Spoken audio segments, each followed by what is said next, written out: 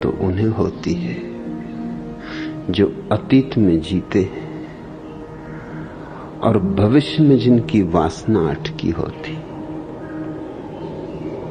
जीते हैं उसमें जो है नहीं और आशा करते हैं उसकी जो अभी हुआ नहीं और शायद कभी होगा भी नहीं।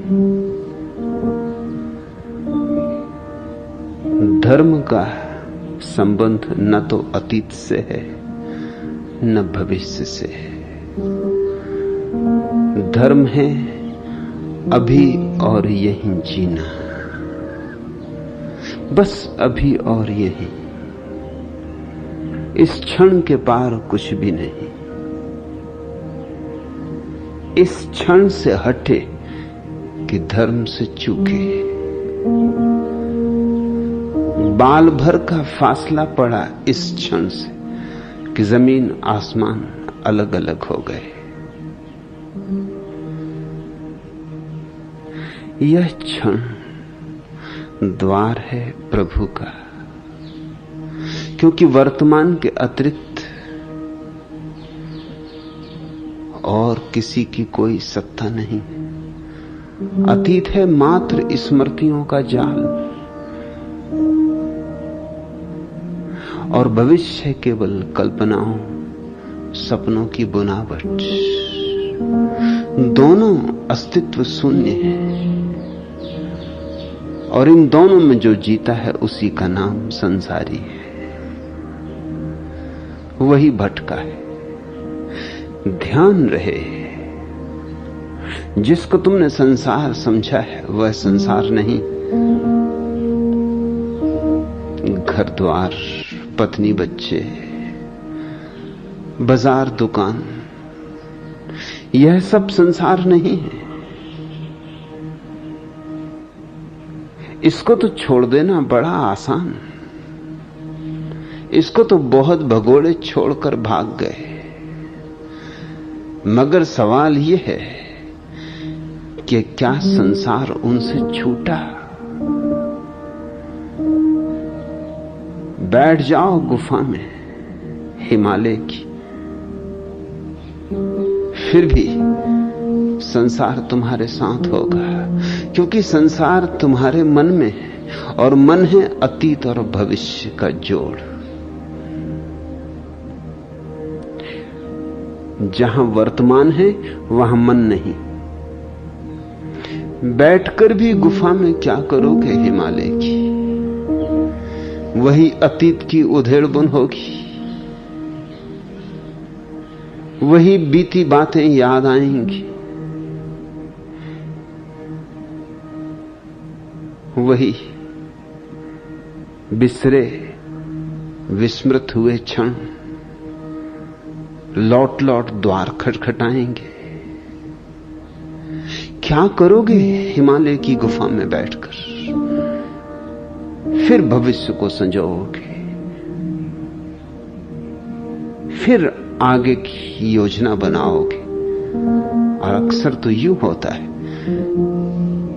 कि जो बाजार में बैठा है उसका भविष्य बहुत बड़ा नहीं होता, क्योंकि वो इस जीवन के पार की कल्पना नहीं कर पाता। उसकी कल्पना बहुत प्रगाढ़ नहीं होती। और वो जो हिमालय की गुफा में बैठा है उसे तो कुछ और काम धाम नहीं, सारी ऊर्जा उपलब्ध है। करे तो क्या करे? तो मृत्यु के बाद भी जीवन की कल्पना करता है, स्वर्गों के स्वप्न देखता है। स्वर्ग में भोग की कामनाएं करता है, स्वर्ग में शराब के चश्मे बहाता है, स्वर्ग में अप्सराओं को अपने चारों तरफ नचाता है। यह तुमने एक अजीब बात देखी कि चूंकि सारे शास्त्र पुरुषों ने लिखे और ये सारे भगोड़े पुरुष थे, पुरुष ऐसा लगता है ऊपर ऊपर से ही बहादुर है, भीतर भीतर बहुत कायर, भीतर भीतर बहुत पोला, बाहर बाहर बड़ी अकड़। चूंकि ये सारे स्वर्गों की योजनाएं और कल्पनाएं पुरुषों ने की, इसमें उन्होंने पुरुषों के भोग का तो इंतजाम किया है, लेकिन स्त्रियों के भोग का कोई इंतजाम नहीं किया है। सुंदर लड़कियां होंगी, बड़ी खूबसूरत अप्सराएं होंगी, मगर कुछ इंतजाम स्त्रियों के लिए भी तो करो। सुंदर युवकों का कुछ इंतजाम करो। जरूर कुछ धर्मों ने सुंदर युवकों का भी इंतजाम किया है, लेकिन वो भी स्त्रियों के लिए नहीं, वो भी पुरुषों के लिए। जिन देशों में समलैंगिकता की बीमारी प्रचलित रही है, उन देशों में वे सुंदर लड़के आयोजित किए हैं उन्होंने स्वर्ग में, लेकिन वे भी पुरुषों के लिए। सच तो यह है कि बहुत से देशों में यह धारणा रही कि स्त्री में कोई आत्मा ही नहीं होती। जब आत्मा ही नहीं तो कैसा स्वर्ग? पुरुष मरता है तो देह तो भस्मीभूत होती, और स्त्री मरती तो सब भस्मीभूत हो जाता है। पुरुष मरता है तो सिर्फ पिंजड़ा अर्थी पे चढ़ता है, पक्षी स्वर्ग की तरफ चल पड़ता है, जीवात्मा परमहंस।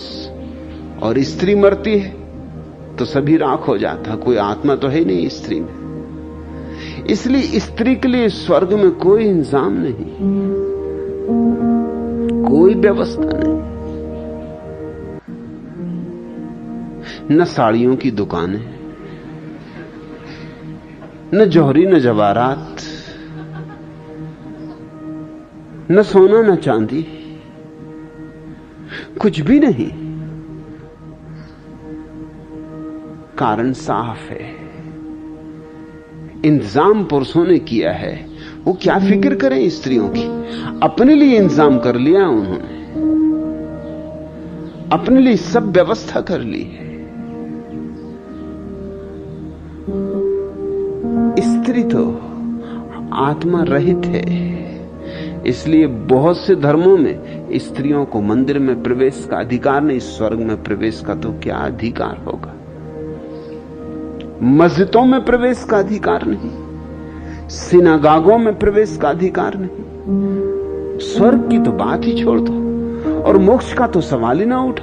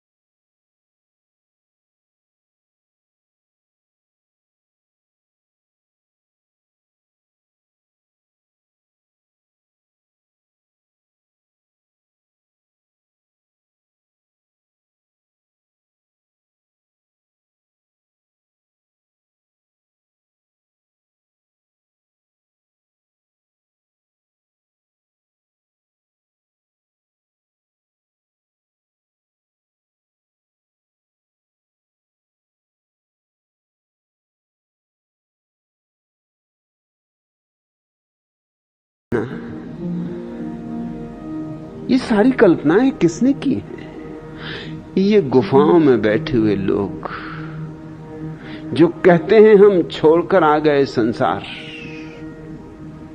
हमने पत्नी छोड़ दी तो अब उर्वशी की आकांक्षा कर रहे हैं। कहते हैं हमने दुकान छोड़ दी,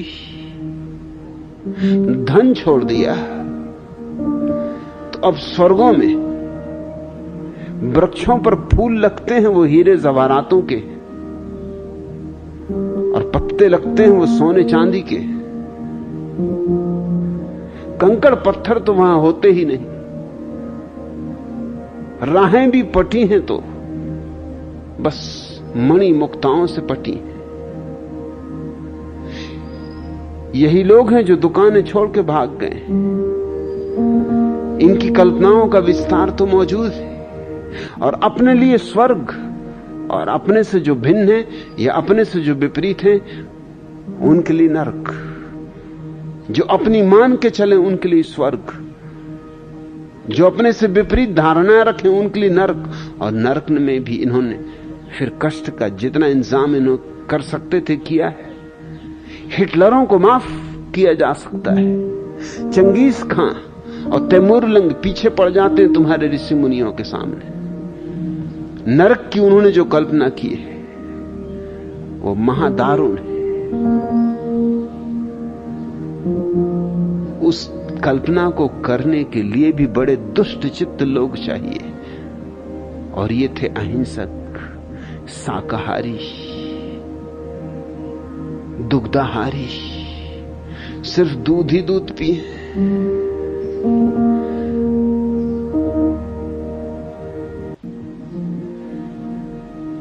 लेकिन हिंसा कहीं गई नहीं, भीतर मौजूद है। लोभ कहीं गया नहीं, भीतर मौजूद है। वासना मरी नहीं, उसने नए रूप ले लिए, नया श्रृंगार कर लिया और भी ताजी हो गई। मैं तुमसे कहना चाहता हूं कि संसार बाहर नहीं, संसार भी भीतर है और सन्यास भी भीतर है। संसार भी तुम्हारे मन की एक अवस्था है और सन्यास भी। संसार है अतीत और भविष्य में डोलना, और सन्यास है वर्तमान में स्थिर हो जाना। पलटू यही कह रहे हैं, लगन मुहूर्त झूठ सब। ये तो सांसारिक चित्त की बातें कि कल का इंतजाम कर लूं। ये जो ज्योतिषियों के पास जाता है हाथ दिखाने, हस्तरेखाएं पढ़वाने, भाग्य को, विधि को समझने, जन्म कुंडली दिखाने, ये कौन है? ये कोई धार्मिक व्यक्ति है? ये अधार्मिक व्यक्ति है। भविष्य की इतनी चिंता, कल के लिए इतना आयोजन, स्वभावतः सिर्फ सांसारिक मन की ही पराकाष्ठा हो सकती। और इसलिए अकारण नहीं कि सब जोशियों का एक ही नारा है, दिल्ली चलो, क्योंकि सब नालायक दिल्ली में इकट्ठे हो गए। संसार के जितने भी महत्वाकांक्षी, पदाकांक्षी, धनाकांक्षी, उनकी जमात राजधानियों में बैठी, तो जोशी बेचारे यहां वहां क्या करें? उनका भी काम वही है। सब राजनेताओं के ज्योतिषी चलते भी हैं तो फूंक फूंक पे चलते, कुछ भी काम करते तो जोशी से पूछ के करते, चुनाव लड़ते, नाम दर्ज करते हैं चुनाव के लिए तो ज्योतिषी इंतजाम करते हैं, चांद तारों का हिसाब लगाया जाता है। कौन गधा दिल्ली में जीतता है, इसके लिए चांद तारों को कोई चिंता पड़ी है? दिल्ली में न मालूम कितने गधे आते रहे जाते रहे। दिल्ली बहुत गधों को देख चुकी। दिल्ली तो मरघट है, गधों का मरघट। लेकिन जोशी के लिए वहां धंधा है।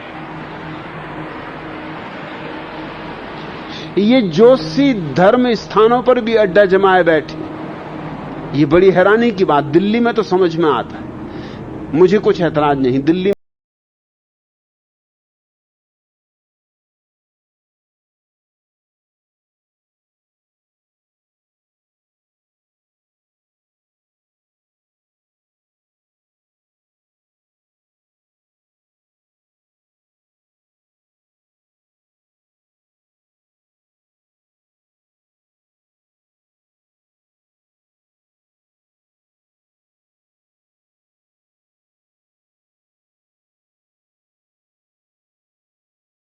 धन चाहते, तुम थोड़े कम संसारी हो, वो थोड़े ज्यादा संसारी। तुम्हारे ऋषि मुनि समझाते हैं तुम्हें कि क्या क्षणभंगुर में पड़े हो। अरे उसको खोजो जो सदा तुम्हारा रहेगा। ये तुम्हारे लोभ को उकसाया जा रहा है।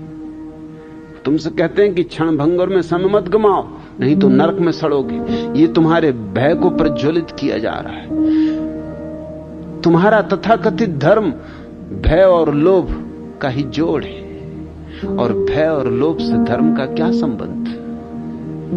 धार्मिक चित्त को तो आने वाले क्षण की भी कोई चिंता नहीं, यह क्षण काफी है। जीसस ने कहा है अपने शिष्यों से, एक खेत के पास से गुजरते थे। खेत में जंगली लिली के सफेद फूल खिले थे, और जीसस ने अचानक कहा ठहरकर कि देखो देखो लिली के इन फूलों को, इनके सौंदर्य का राज जानते हो, इनकी सुगंध का रहस्य पहचानते हो। और मैं तुमसे कहता हूं कि सम्राट सुलेमान भी अपनी बहुमूल्य वेशभूषा में हीरे जवारातों से लदा हुआ इतना सुंदर न था जितने ये लिली के सीधे सादे फूल। इनके सौंदर्य की महिमा अद्वितीय है, अतुलनीय है। क्या है राज इनके सौंदर्य का कि सुलेमान को हरा दें। एक क्षण सन्नाटा रहा और फिर जीसस ने ही उत्तर दिया और कहा इनका राज बहुत छोटा है, सोचोगे चूक जाओगे। सोचो मत, इनका राज बहुत सीधा साधा है। ये अभी और यहीं जीते, कल की इन्हें कोई चिंता नहीं। सुलेमान कल के लिए चिंतित था, इसलिए हीरे जवारातों से जरूर लदा था, सुंदर वस्त्र पहने हुए था, लेकिन मन में झंझावात थे, आंधियां थी, चिंताएं थी, तूफान ही तूफान थे। बीते गई कल की धूल अभी भी उड़ रही थी, और अभी जो दिन आया नहीं उसकी चिंताओं ने आके बसेरा कर लिया था। दिन तो आएगा कि नहीं आएगा पता नहीं, कल जरूरी तो नहीं है कि आए ही। एक दिन तो ऐसा होगा कि कल नहीं होगा, एक दिन तो तुम सुबह उठोगे नहीं, कल अनिश्चित है। और सच तो यह है, कल कभी आता ही नहीं, जब भी आता है आज आता है। इसलिए पलटू ठीक कहते हैं, लगन मुहूर्त झूठ सब, इस बकवास में ना पड़ो, अतीत और भविष्य में ना उलझो, ज्योतिषियों के जाल में ना पड़ो, इसका धर्म से कुछ लेना देना नहीं। और बिगाड़े काम, इन्हीं ना समझो ने तो काम बिगाड़ा है। यही तो अड्डा जमा के बैठ गए हैं, यही ठेकेदार हो गए।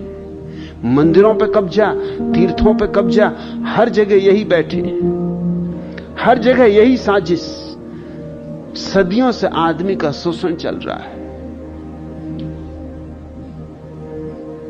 पलटू शुभ दिन शुभ घड़ी, पलटू कहते हैं मुझसे पूछो तो कहूंगा कि वह घड़ी शुभ, वह दिन शुभ, याद पड़े जब नाम।